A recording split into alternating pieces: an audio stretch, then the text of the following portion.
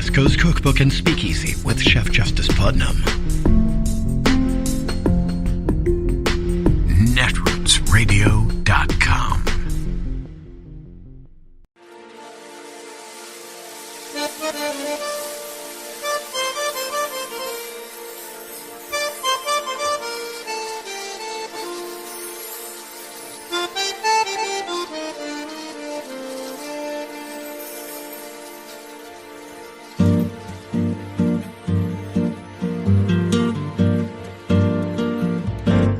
Je voudrais du soleil vert, des dentelles et des théières, des photos de bord de mer, dans mon jardin d'hiver.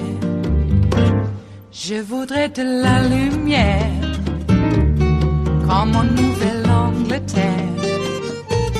Je veux changer d'atmosphère, dans mon jardin d'hiver. Ma fleur sous la pluie de novembre, tes mains qui courent, je n'en peux plus de t'attendre. Les années passent, il est loin, là je tombe. Nul ne peut nous entendre. Je voudrais du Fred Astaire, revoir un latte. But we begin tonight with equal justice under the law. It's the basic bottom line concept that the legal system is supposed to work the same way for all of us. So whether you're rich or poor, white or black or brown, gay or straight, famous or not so famous, the legal system is supposed to treat you the same. That is the goal under the U.S. Constitution, at least. Of course, we all know that is not actually how it works. And sometimes, just sometimes, we get a little reminder. Take a look at this. This is footage of Union Square in New York City on Friday. The crowd had gathered after being summoned online by Kai Cenat. Now, if you've never heard of Kai Cenat, join the club. I'd never heard of him either until my son Miles called me to tell me about this incident. Kai Cenat, as it turns out, is the very famous, most popular streamer on an app called Twitch, which the youngins use to live stream about gaming, sports, entertainment, and the like. He had advertised a huge giveaway of electronic gizmos, including PS5 gaming systems, which are really expensive. So, of course, the teenagers came in numbers, and the gathering turned unruly. Dozens were arrested, including Cenat, who was charged with inciting a riot and promoting an unlawful assembly. He was released on bond on Saturday and given a desk appearance ticket and a court date of August 18th, according to the Associated Press. Now, I just want you to think about those developments as you listen to the folks on a certain non-news network with news in their name whining about how Donald Trump is being treated so poorly and so differently from anyone else. I mean, that is partially true. Trump and his supporters have been treated very differently from anyone else. Note again, with Kai Cenat and the riot in Union Square, famous person summons a crowd to a specific location using social media, turns into a riot. Dozens arrested on the spot, not a year later, like the MAGAs who attacked our Capitol on January 6th. Or like Trump, who's been gallivanting around as a free man for 2.5 years before he was charged with summoning them there to overturn the election. In Cenat's case, it's an immediate arrest and a court date within weeks. And that's not to say that these situations are exactly alike. I mean, for one thing, Cenat apologized for his part in causing the mayhem, and he hasn't cut a song with the people who landed in jail for jumping on top of cars and throwing bottles and punches. But they are alike enough that we can compare how the criminal justice system treats these two famous men and their followers differently.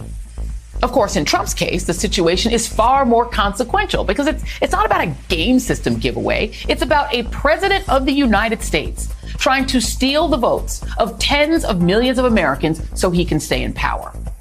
And the latest developments in the Trump case make it even worse. In just the last few hours, we have heard from Trump's lawyers responding to special counsel Jack Smith's request for a protective order that would keep Trump from making public any of the evidence they're turning over to his defense.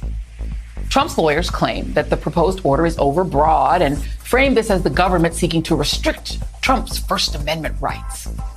Perhaps the most consequential change they're requesting would allow Trump to make public some of the evidence, including recordings and transcripts of witness testimony. The request for the order came after the special counsel said that Trump's social media posts could, quote, have a harmful and chilling effect on witnesses or adversely affect the fair administration of justice. They cited Trump's post last week where he wrote, quote, if you go after me, I'm coming after you. And if that wasn't evidence enough, Trump has continued to make the special counsel's point, posting over the weekend and today multiple attacks on the DOJ, Judge Chutkan, Jack Smith, and his former Vice President Mike Pence, who could be a key witness in his trial.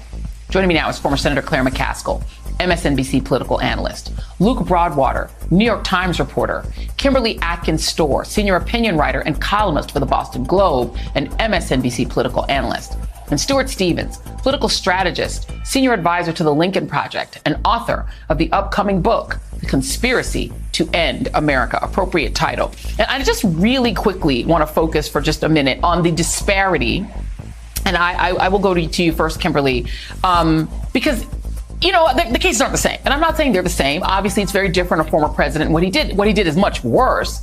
But it still bugs me, Kimberly, that the people, but set aside Trump for a second, who attacked our Capitol, live streamed it, right? Not on Twitch, but on other things, and then went back to their hotels, casually got on planes and went home. It was only a year later in most cases that they even got arrested. This was like some teenagers brawling or, you know, getting too excited about a PS5, scooped up immediately. And the guy who called them there, who's not trying to overturn an election and who's not out there attacking the judge and prosecutors, he got arrested. I will propose to you, and I will let you respond, that our criminal justice system is definitely bifurcated, but not bifurcated against Donald Trump, bifurcated in favor of him. Your thoughts?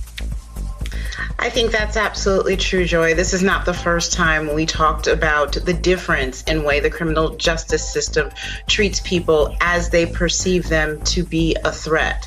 Even the people who threatened our very democracy, the foundation of our government, were seen in a way to be less threatening. I remember on January 6th and the days after, I was shocked that these people were allowed to board planes and return home to wherever they were going. Surely, had it been a terrorist of a different kind, that wouldn't have been allowed to happen the same way you saw the swift action that took place in New York City. But to broaden this a little bit, Joy, we're talking about Donald Trump and his claims that he is being unfairly targeted and people are after him. He has been afforded far more lenience and leeway and grace by the justice system than any other person in the United States of America. He has been allowed to fly on his big old plane, to be arraigned very quietly. We only know about most of it because of his own posts. He has never served a minute in jail. He was never in handcuffs. He was never, no mug shots were taken. He has been treated with kid gloves so far, with all of the, you know, with all of the luxury that a former president can get. So that is even more a far cry, considering he is indicted now as the ringleader of the attack on American democracy.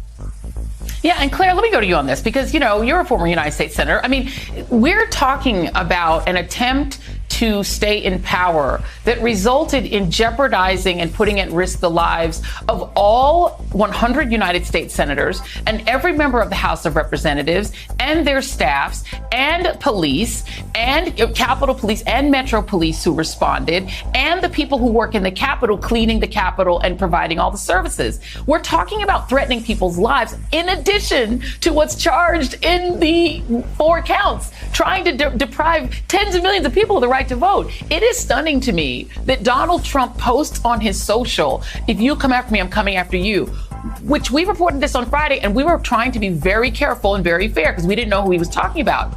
Well, Jack Smith apparently heard his own name, heard the judge's name, heard the witnesses. He saw it the way we kind of assumed, that we saw it, right? And so this guy is now out there saying not only does he want to be able to threaten potential witnesses, the judge and Jack Smith, the prosecutor, but he wants evidence in the case that he wants to be able to put on his social. We know what he's going to do with it, Claire. Well, this case is so bizarre in so many ways. I mean, first of all, Lady Justice wears a blindfold for a reason. Clearly, she's peeking, and she's peeking because we had a situation where at the moment these crimes were occurring, he was the most powerful man in the country. And everybody in the system was reacting in deference to his power. And they weren't prepared that day. Law enforcement wasn't prepared. They were not capable of arresting everybody on the spot because, frankly, there were a whole lot of people frozen because Trump had kind of laid the groundwork ahead of time. Don't anybody go after my people. I want them to be able to do what they need to do. So, here's the thing. In a normal criminal case, Joy, the defense lawyer would not be on national TV threatening witnesses with how he's going to cross-examine them, much less the former vice president of the United States. The defendant would not be trumpeting with a huge national megaphone threats against the prosecutor, against the judge, spewing vitriol against the people who are responsible for enforcing the law, against anybody, frankly, that's not willing to lie for him. So it's hard to understand what this lawyer thinks he's accomplishing by his national media tour. Can you imagine if Jack Smith booked an interview on your show tomorrow night and told all your viewers, I can't wait to cross-examine Donald Trump? Can you imagine the hue and cry that would rise from the masses of MAGA about how this prosecutor was on a vendetta? But meanwhile, the criminal defense lawyer is doing just that. It's not just Trump that's threatening these witnesses. In a way, this criminal defense lawyer is trying to telegraph to Pence, hey, I'm coming after you. I'm spending hours preparing my cross-examination. It's bizarre. It is Tuesday, the 8th of August of 2023, and you are in West Coast Cookbook and Speakeasy. I am your chef de cuisine, Justice Putnam. Gunner the English Bulldog is our snoozing sous chef. Precious, our little Yorkie, is our door girl, and she will be seating you directly for our especially special daily special, Tarrytown Chowder Tuesdays. A small, scant dash, a mere pinch of hot smoked Hungarian paprika will make all the difference in the world. Just a little bit. A dash. A pinch. Okay. That's how we measure the world, and it's wherever we decide to measure it now. And that's how it's done, because we make our reality, and what we are in is an information war, isn't it? Boy, the gaslighting, the gish galloping, the constant harangue of grievance, the outright lying about history, the lying about intent, putting blame on those doing things that you are doing yourself. Boy, talk about the golden rule. Well, if they want us to treat them like Nazis, then I suppose we oughta. Eh? I mean, it's the golden rule. Do unto others as you would have others do unto you. Well, let us tell you, buddy, we're not talking about becoming Nazis, but we will do unto you. We've done it before. We will do it again. And I've been pushing for the trials to be in Nuremberg, Pennsylvania, because I don't know, I like the sort of like circular aspect to it, shall we say. Yeah. A few German transplants in the heart of what we call the seat of democracy. At least in the beginnings of it. Yeah, Nuremberg, Pennsylvania. Have the trials there. Mm-hmm. And I'm not forgetting the icebox baby gulags. A lot of people think that that's hyperbole, but babies. And I'm saying babies, from babies up until 6 years old, because I don't know. I'm a romantic.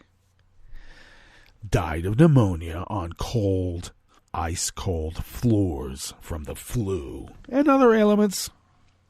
And those that survived, because I think it was really a test of the survival of the fittest, are showing up dead in slaughterhouse floors in the middle of the night working child labor shifts. Clean that moving saw blade, will you, kid? Okay, sir. Their little hands can get between the moving blades better than the other people. We don't have to stop the blades. Every time we stop the blades, we're losing money. Few kids die, who cares? No one knows who they are. They got lost, remember? Jesus. And that's not hyperbole. That's actually happening. But we turn a blind eye to it, I suppose, or do we? No. We are being deluged with this criminal corruption, and that's exactly what Nazis do. They exist with all of this for one aim, and I suppose that's to be, complete, unadulterated power? God, you'd think in the short amount of time we have on this luminous sphere that we would go a different way. Well, we tried, It was the dawning of the age of Aquarius, wasn't it? Mm-hmm. Well, I don't know. I'm an Aries, but for entertainment purposes only. And if we're in the House of War, I don't like it. I don't. Anyway, those astrological things, I don't know. What does it mean? The pull of the universe on my little separating DNA? Wouldn't that be fun? Okay, so I don't know if you can tell, but I don't want to be worn out by this, but it is a constant deluge, and I think they just want to even stifle your idea of being pissed off about it. I think that's what the whole point is. The only way to make people sheep is to correct them until they're corrected. And then they're sheep. To the slaughter. Remember that. It's a cookbook. Those tax cuts are part of a cookbook, and I wish people would have realized that sooner. We all warned them, but they said we were dirty hippies and we were really punks. Maybe, cleaner. I like to think we were cleaner. That's just me.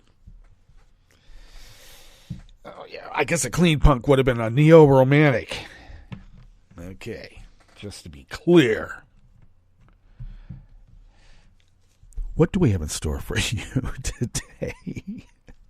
In the Bistro Cafe of West Coast Cookbook and Speakeasy, this fabulous salon. Well, I got to tell you, it's a salon and anything goes generally. But we do curate a few topics for, our digestible, wherever we're going to go with this culinary metaphor. So what do we have? I'll tell you. Yes, at the top, our two-tier justice system is a tale of two riots, and Kai Cenat is an example of how it usually is, and Donald Trump is an example of how it usually isn't, and this is another aspect of this information warfare we are in, because the MAGA Nazis, and I'm just going to say that from now on, because it rolls off the tongue better, and it really is kind of what they are. Really is kind of. Well, you know what I mean. They are the N-word. And I'm going to use it. Okay? The MAGA Nazis want to deluge us with just absolute lie. The Gish Gallop. They want us to go out and keep proving every little tidbit of lie. And while we're busy doing that, they're continuing to lie. And they just pour it on and pour it on and pour it on, and then they gaslight. Well, we got to be quicker on our feet, don't we? Yes, we do. Okay.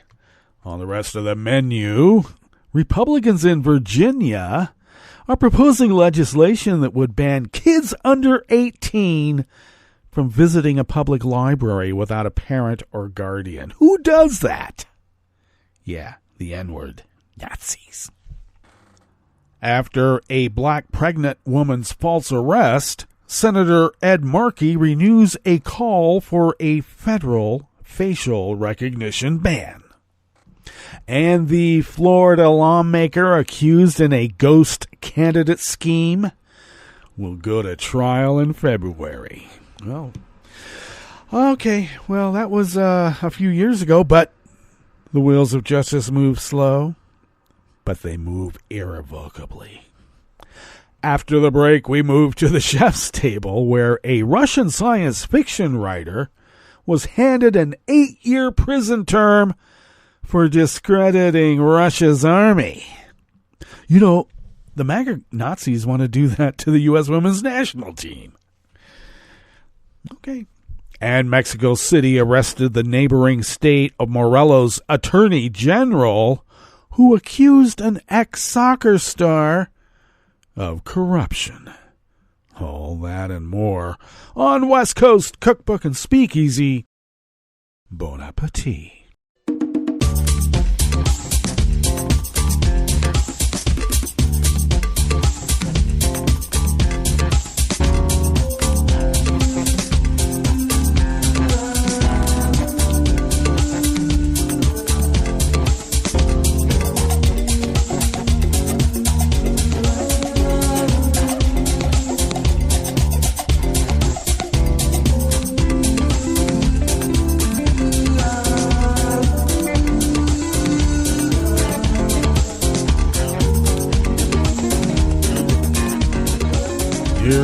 Bottom of our homepage at netrootsradio.com. To the right of the page is the chat room link, and the chat room is monitored by Kelly Lincoln, and we thank Kelly for doing so.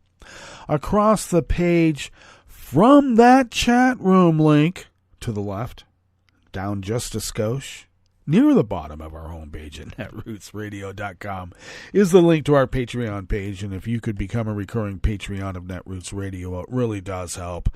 Apparently, they charge you. They bill you for, I guess, services rendered, and they expect you to pay up, and we pay. We're not like these apartheid blood emerald heirs. Oh, no, or others who decide, I'm not going to pay my bills because I'm entitled to whatever I want, because there you go. I guess that's because we're not exceedingly rich. We're rather common, actually. And your help really does help. And how can you help? Well, if you could afford to send us what you might spend on an espresso-type coffee drink, for instance, if you could send those funds to us once a month, we pool those with like-minded folk like you. That's how it's like-minded. And that puts a really big dent in the bills. And then we seem to have been able to fly under the radar for over a dozen years. Fancy that. And we would not have been able to do it without you. And we thank you for your generosity. Thank you. If you would like to follow Netroots Radio on Twitter, Mastodon, Spoutable, you can do so at Netroots Radio. I should warn you, Twitter is X or whatever it's called. I still call it Twitter. So there. We don't know what's going on with it, but Tom has put the Twitter account for Netroots Radio in, I don't know, he's got his finger on the button. So, but you can always find us over at Mastodon and Spoutable and other platforms. We'll find out what others will end up on at Netroots Radio. How simple is that? And thank you, Tom, for taking care of those. You can follow me on Twitter as long as it lasts, or as long as I last there. You never know. I might just go full nuke on old Elon, and they'll kick me out. They just may. But nonetheless, find me on Twitter, Mastodon, Spoutable, Blue Sky, etc., wherever actually, at Justice Putnam. Or just simply Justice Putnam out there in the other wilds. But on the wilds of social media, generally I'm just at Justice Putnam. Or whatever derivation of that there could be. But there isn't. Anyway, you could also... the reason for that is that in this instance, the show notes and links diary is posted 10 minutes before showtime. Because it's automated, I put it in queue and it just goes like a robot put it in on the screen. And it's kind of like that's the case. Anyway, the show notes and links diaries are where you can find the actual reportage of the actual reporters who have reported the articles that we are riffing off of, because that's what we like to do. Alrighty. If you would like to follow the show on Twitter, it's just a placemat. I warn you, you can do so at Cookbook West. But most importantly, pick up podcasts by way of Spreaker, TuneIn, iHeart, YouTube, iTunes, etc., etc., etc. Just not Stitcher. No more. People still have their Stitcher icon up, too. Yep, because I think SiriusXM is going to move those people over into SiriusXM, and it's going to be a lot different. And too bad Stitcher doesn't exist anymore. Damn you, SiriusXM. Okay, this first offering here in the Bistro Cafe is for this fabulous Tarrytown Chowder Tuesdays, by the way, is by Jason Hahn from the Virginia Messenger News. A county in southwest Virginia may soon require children under 18 to be accompanied by a parent or guardian while visiting a public library. According to the Cardinal News, residents in Botatort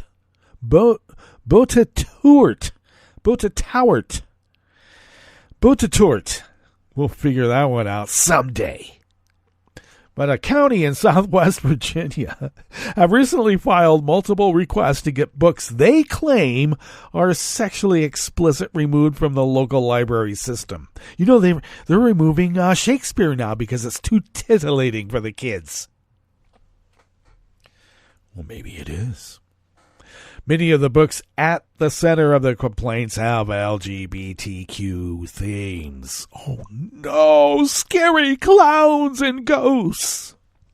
While the Botatort County Board of Soups has frequently expressed its support for the library, during a July 31 meeting, Board Chair Donald Mack Scotthorn proposed prohibiting anyone under 18 from visiting the county's library without adult supervision. Therefore, it's PG-17. No one under 17. No one under 18. PG-18. Okay.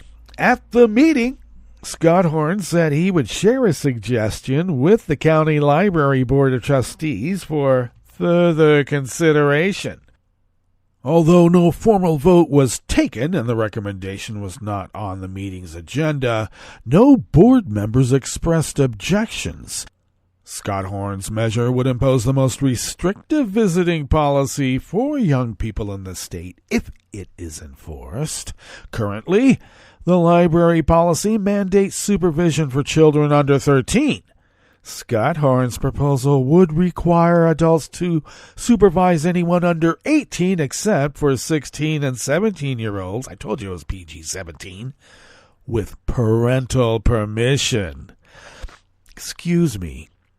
I got my first library card when I was in first grade. I don't remember needing parental permission to spend all day there.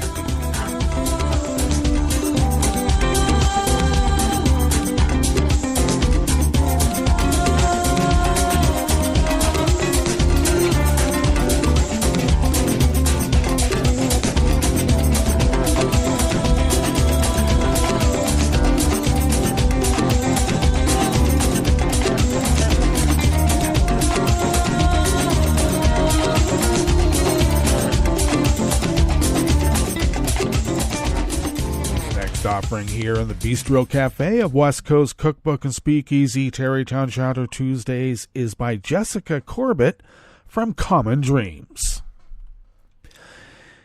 In response to reporting about an innocent black woman misidentified as a criminal suspect by facial recognition software and arrested in Michigan, Senator Ed Markey demanded federal legislation he first proposed 2 years ago. Portia Woodruff was 8 months pregnant and getting her daughters ready for school in February when members of the Detroit Police Department arrested her for alleged robbery and carjacking.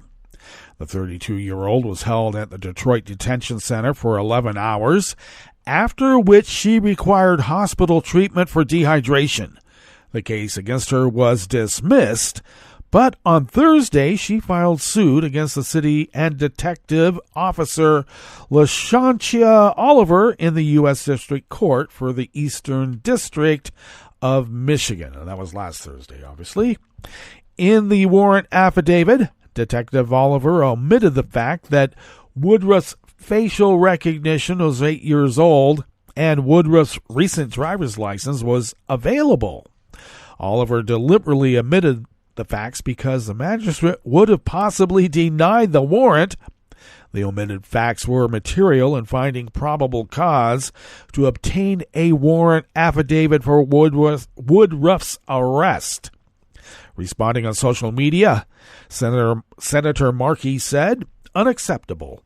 Facial recognition frequently misidentifies vulnerable and marginalized people. We need to pass my bill to prohibit the use of biometric technologies by federal entities and law enforcement so that people like Portia are not wrongfully accused." Markey and Senator Jeff Merkley, by senator here in Oregon, along with Reps Pramila Jayapal and Ayanna Pressley, first introduced the Facial Recognition and Biometric Technology Moratorium Act in 2020.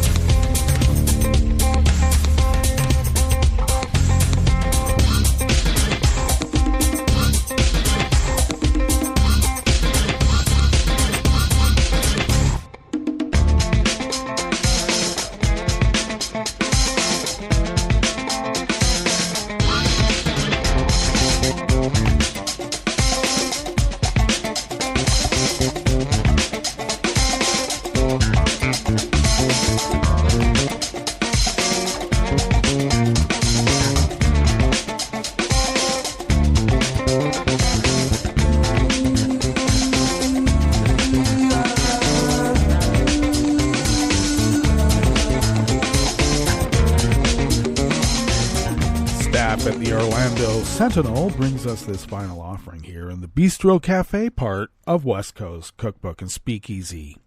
Frank Artilles, the former lawmaker accused of paying a friend to run for a South Florida state Senate seat in 2020, is set to go to trial next February, nearly 3 years after his arrest.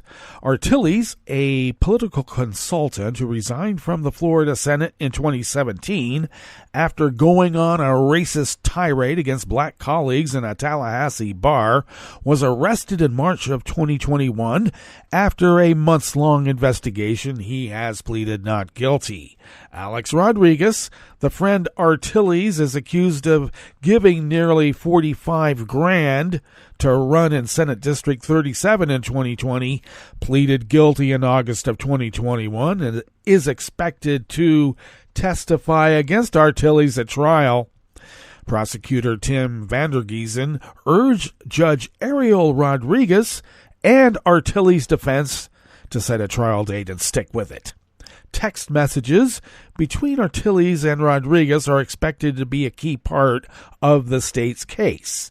Artilles, now age 50, approached Rodriguez in 2020 and offered him $50,000 to run as an independent or no-party affiliate candidate in the Miami area Senate race, according to charging documents. The scheme was intended to confuse voters and siphoned votes away from Democratic incumbent Jose Javier Rodriguez and helped Republican Ileana Garcia, who won by 32 votes.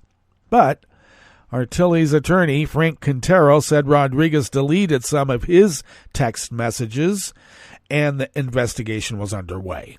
A data expert helped uncover those old messages. Alex Rodriguez was one of 3 independent ghost candidates who filed to run in competitive Senate races in 2020 and did not campaign, but were promoted in a series of ads arranged by GOP operatives that portrayed them as progressives.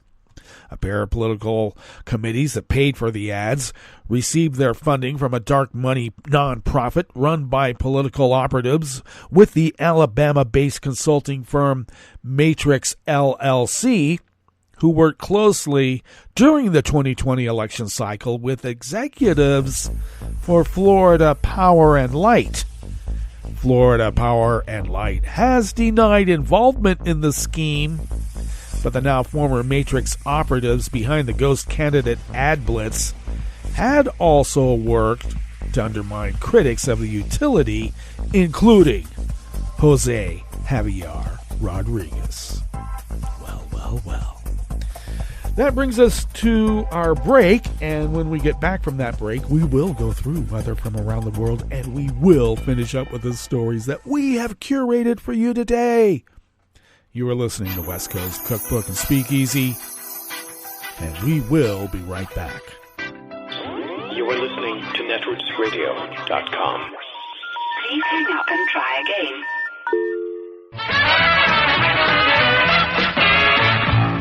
From a point at sea to the circles of your mind, a new force is at work for planetary transformation. New radio for a new Earth.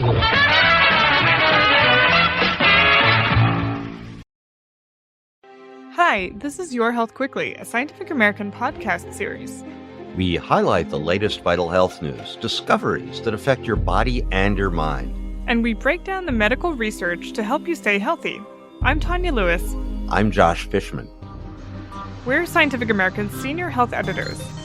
On today's show, we're talking about an unexpected effect of popular drugs that cause weight loss, like Ozempic and Wegovy, and how they could help people struggling with addiction.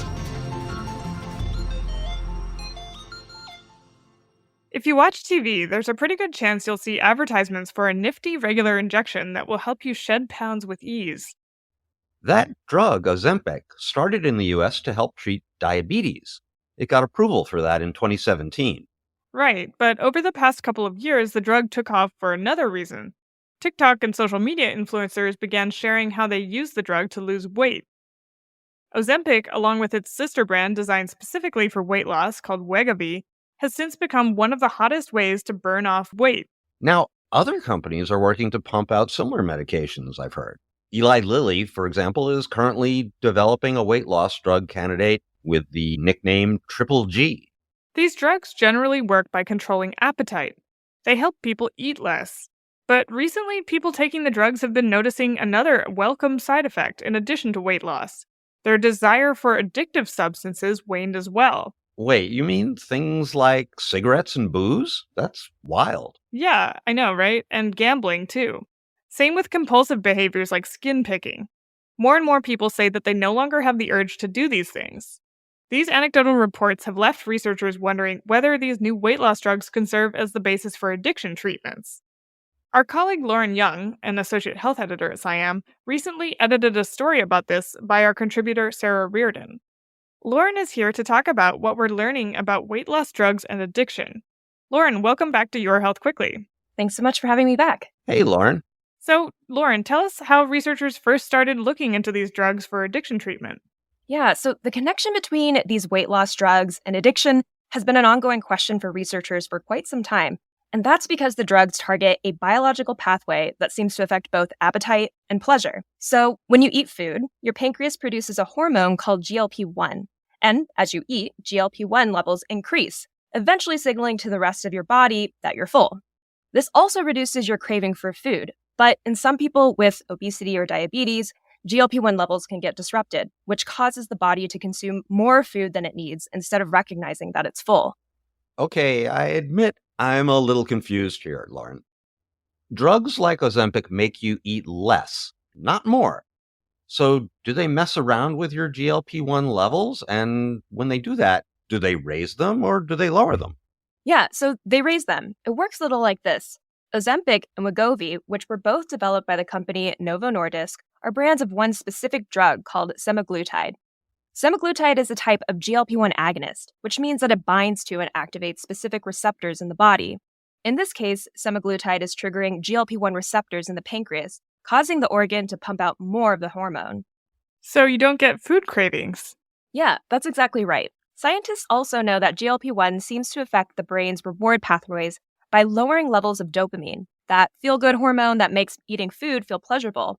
And those reward pathways and dopamine also play a major role in addiction. Yeah, that makes a lot of sense. So basically, GLP-1 makes you want to stop eating and put the fork down. But do we know anything about the mechanism behind addiction to things like nicotine and how these drugs might work to tackle that? So understanding addiction, that's where things get a little messy. Here's what some researchers have been theorizing, though. Addictive substances such as nicotine and opioids are generally thought to take over the brain's natural reward pathways. So continuously using such drugs causes the brain to need more and more dopamine to function, and that leads to addiction. There are also other explanations on the table. Some addiction researchers think that substance use may be driven by both pleasurable rewards and by fear of the negative emotions and physical side effects of withdrawal. So in their theory, the brain sees a substance like nicotine as an essential physiological need, similar to our basic need for food. Yeah, that's right. And researchers suspect that GLP-1 agonists such as semaglutide might short-circuit that association. That's really fascinating. So how well do they work?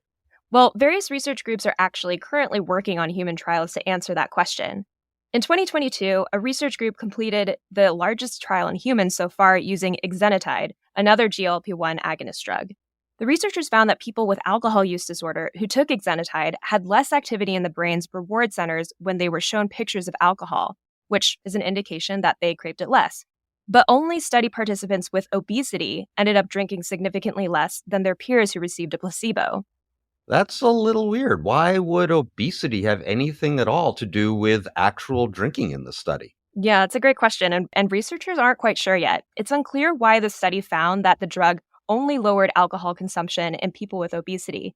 But it could suggest that these anecdotal reports we're hearing of addiction disappearing could be skewed because many people who are prescribed a GLP-1 agonist are often overweight to begin with. So what you're saying is that it's possible that these drugs might not work the same way for everyone, huh?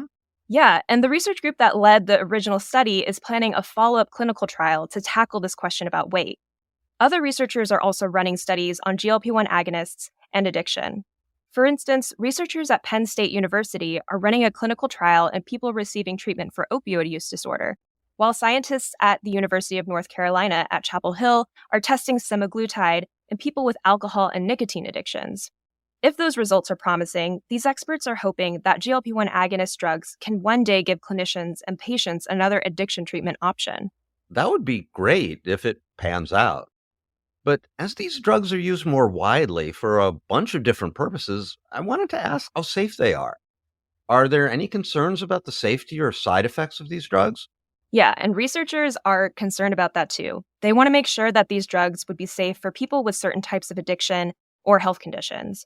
So we know that GLP-1 agonists have been proven safe for most people, but experts are concerned that they could cause problems in people who are malnourished from opioid or methamphetamine use, for instance. Another concern is that GLP-1 agonists might be too good at dampening the pleasure and reward pathways to the point where they would cause disruptions in mood or motivation. That's an interesting question. And I know that drugs like Ozempic can have side effects such as nausea and vomiting that can cause users to stop taking them. And I doubt that would be good for people who need to stay on treatment for addiction. Definitely. There are also a lot of questions about whether or not a GLP-1 agonist would be a lifelong addiction treatment. For instance, Ozempic helps manage diabetes, but people need to take it for the rest of their lives. And people who take semaglutide, like Wegovy, for weight loss often regain the pounds if they stop taking the medication. Yeah, that seems to be a common problem. So, would people with substance use disorder also need to be on it for life? We don't know, but ideally, the GLP-1 agonist would be used as a short-term treatment that curbs addiction long enough for people to make lifestyle changes that help them stay sober. What else needs to happen for these new addiction treatments to become a reality, Lauren? Yeah, even after more human trials, there's still a long way to go. The Food and Drug Administration hasn't approved GLP-1 agonists to be used for addiction. Our contributor, Sarah Reardon, also reached out to Novo Nordisk and Eli Lilly. They said they're not currently running or planning trials to investigate addiction. They're staying focused on diabetes and weight loss, for now. Thanks for catching us up, Lauren. Yeah, sure thing. Thanks for having me. So you can read more about the ongoing clinical trials on weight loss drugs and addiction in Sarah's article at scientificamerican.com. Your Health Quickly is produced by Talika Bose, Jeff Delvicio, Kelso Harper, Corinne Leong, and by us. It's edited by Ella Fetter and Alexa Lim. Our music is composed by Dominic Smith. Our show is part of Scientific American's podcast, Science Quickly. Subscribe wherever you get your podcasts. If you like the show, give us a rating or review. And if you have ideas for topics we should cover, send us an email at yourhealthquickly@sciam.com. That's yourhealthquickly@sciam.com. I'm Tanya Lewis. I'm Josh Fishman. We'll be back in 2 weeks. Thanks for listening.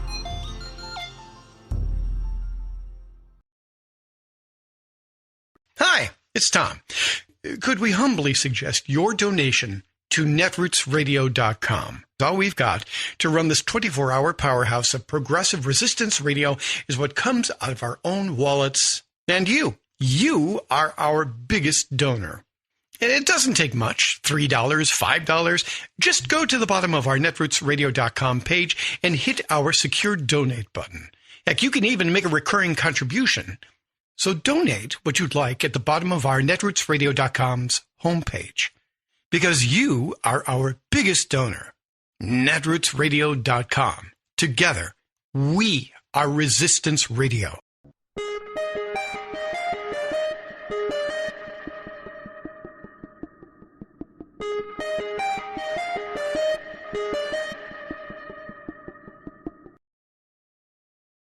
An execution in Alabama. I'm Bill Newman, and this is the Civil Liberties Minute. The state put James Barber to death at 3 o'clock in the morning on July 21st, 2 hours after the Supreme Court had denied his petition for a stay. Other relevant facts, in 2022, Alabama had 3 botched executions in a row, where executioners for hours had dug for veins, mangled nerves, and caused excruciating pain. The governor ordered an investigation, and the Department of Corrections that had botched the executions investigated itself. When Barber tried to find out what the investigation had uncovered, the state stonewalled him. The department issued no report, but rather sent the governor a brief letter saying everything was fine and the executions should resume. And they did, after 6 justices without explanation denied the stay. The 3 dissenters, who wanted to pause the potentially barbaric killing, thought the relevant facts should be disclosed and the law on cruel and unusual punishment applied, saying the government had no right to conduct experiments on a human life. After the execution, the state's attorney general claimed justice has been served. The director of Reprieve U.S., an anti-death penalty group, said, killing a man in the dead of night with extra straps on the gurney to make sure he's held down when writhing in pain and calling that an execution going smoothly goes to show how broken lethal injection is. The Civil Liberties Minute is made possible by the ACLU because freedom can't protect itself. I'm Rick Smith, and this is Labor History in 2. On this day in labor history, the year was 1850. That was the day that 2 tailors who were out on strike in New York City were killed in a confrontation with the police. It is thought that they were the first workers to die while participating in a strike in the United States. They certainly would not be the last. The United States has one of the bloodiest labor histories of any industrial nation. It's estimated that at least 700 people have lost their lives to violence during a strike. The vast majority of those slain were workers. Some of the most bloody conflicts included the Great Upheaval of 1877, where across the country 100 workers lost their lives in an uprising of railway labor.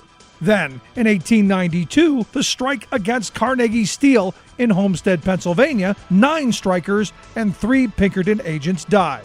2 years later, 30 workers died across the country in a boycott and strike against the Pullman Palace Car Company. One of the most infamous labor massacres occurred in Ludlow, Colorado in 1914.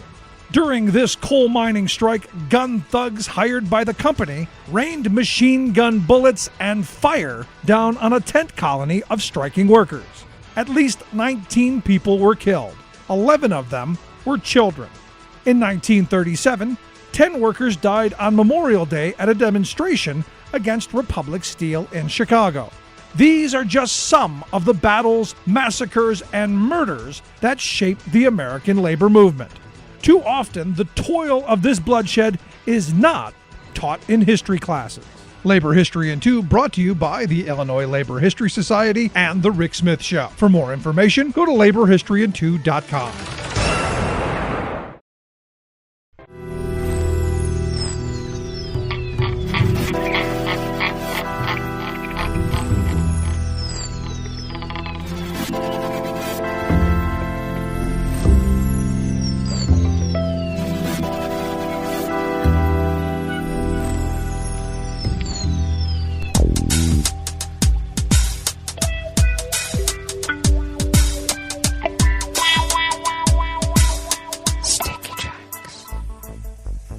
Thank you for accompanying us here to the Chef's Table at West Coast Cookbook and Speakeasy Tarrytown Chowder Tuesdays.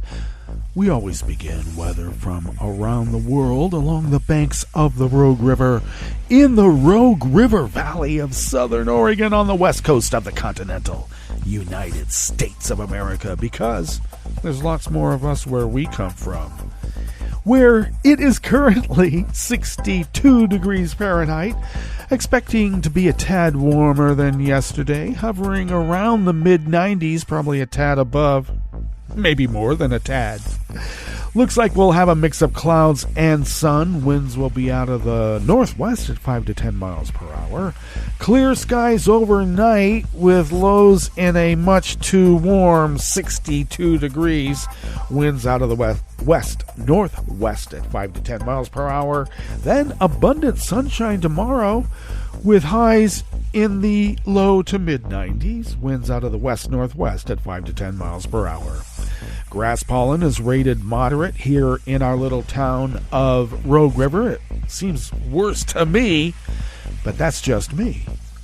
The air quality index for the region is in the good range at 20 parts per million, and the daytime UV index is very high at level 8, so take care. Barometric pressure is falling at 30.02 inches. Visibility is up to 10 miles, and relative humidity is at a balmy 88%. Weather from around the world is brought to you by a crowd of crowdsourced weather stations that a crowd crowdsources from around the world, and that's why it's the Weather Underground. London is 62 degrees and cloudy. Paris is 75 and sunny. Rome is 85 and sunny. Kabul is 76 and clear. Kyiv is 71 and cloudy. Hong Kong is 84 degrees and partly cloudy. Tokyo is 82 and merely cloudy. Melbourne, Australia is 44 degrees and clear. San Francisco, California is 57, mostly cloudy with a small craft advisory on the bay for choppy waters and heavy wind. And Chicago, Illinois is 80 degrees and sunny. And New York, New York is 76 degrees Fahrenheit and cloudy. And that is weather from around the world, brought to you by a crowd of crowdsourced weather stations that a crowd crowdsources from around the world.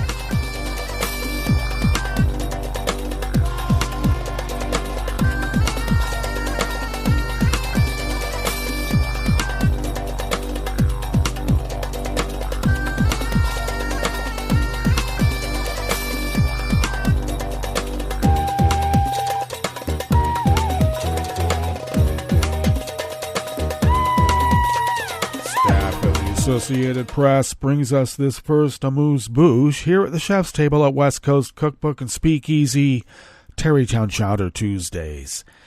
A Moscow court sentenced Russian writer Dmitry Glukhovsky to 8 years in prison, finding him guilty of deliberately spreading false information about Russia's armed forces. Glukhovsky, who was not in Russia and was tried in absentia, is best known for writing a science fiction series and is the latest artist to be handed a prison term in a relentless crackdown on dissent in Russia. On Friday, imprisoned Russian opposition leader Alexei Navalny was convicted on charges of extremism and sentenced to 19 years in prison.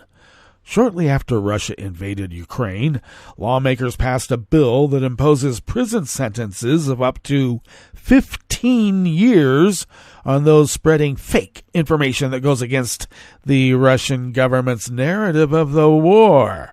Glukhovsky was found guilty of posting texts and videos on his social media channels that accuse Russian servicemen of committing crimes in Ukraine and that Russian prosecutors said were fake.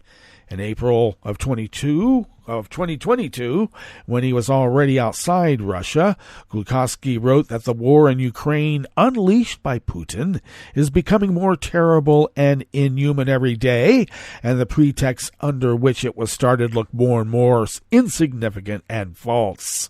Glukhovsky is a Russian journalist and writer who rose to prominence as an author of a widely popular post-apocalyptic novel Metro 2033, which was followed by several sequels. Glukhovsky has been vocally critical of the Kremlin and was labeled a foreign agent in October of 2022.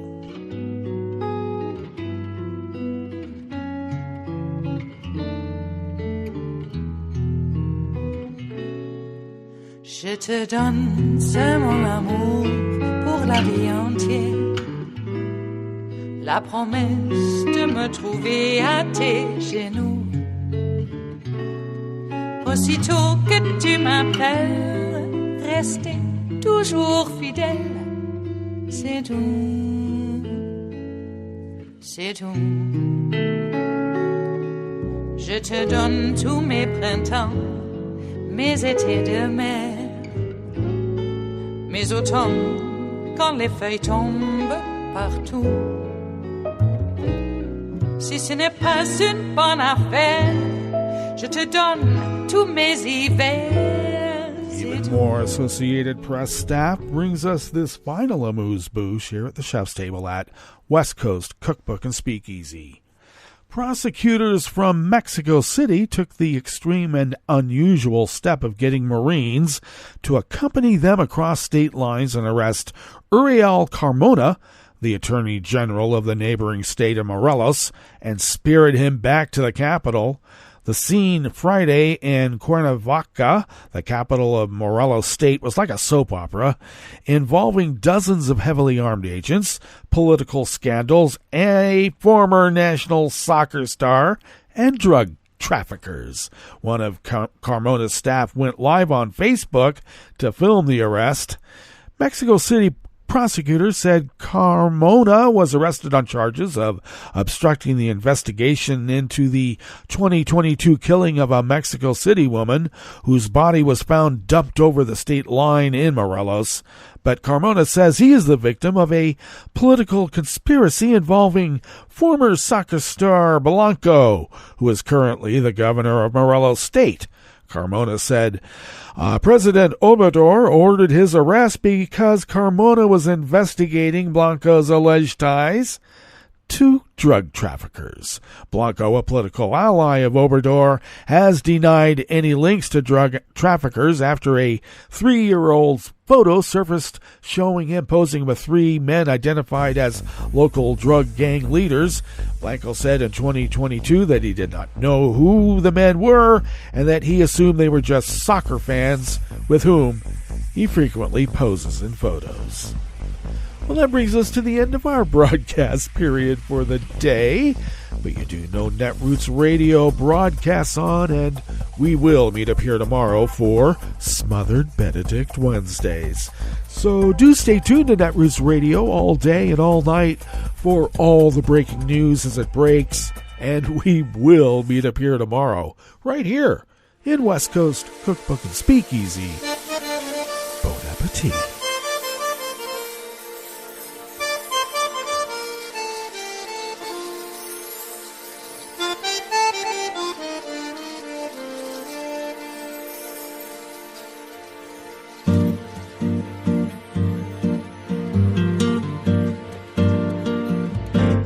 Je voudrais du soleil vert, des dentelles et des théières, des photos de bord de mer, dans mon jardin d'hiver. Je voudrais de la lumière, comme en Nouvelle-Angleterre. Je veux changer d'atmosphère, dans mon jardin d'hiver. Robe à fleurs, sous la pluie de novembre, tes mains qui courent, je n'en peux plus de t'attendre. Les années passent, qu'il est loin, là je tombe. Nul ne peut nous entendre. Je voudrais du Fred Astaire, revoir un latte Goël. Je voudrais toujours te plaire, dans mon jardin d'hiver. Je veux déjeuner par terre, comme au long de golfe clair. T'embrasser les yeux ouverts, dans mon jardin d'hiver.